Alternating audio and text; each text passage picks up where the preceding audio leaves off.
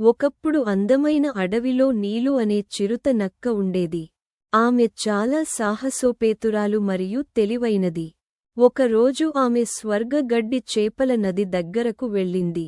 నీలు అక్కడ రుచికరమైన చేపలు పట్టాలని ఆలోచించింది. నీలు చేపలను పట్టడానికి చాలా ప్రయత్నించింది.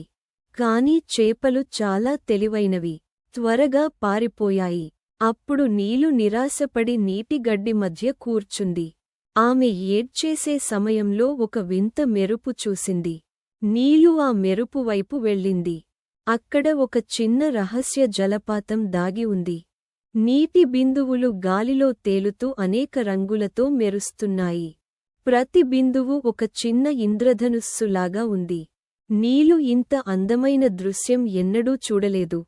నీలు ధైర్యంగా జలపాతం వెనుక వెళ్ళింది. అక్కడ ఒక మాయా గుహ ఉంది. గుహ గోడలపై నీటి బిందువులు అద్భుతమైన చిత్రాలు వేస్తున్నాయి.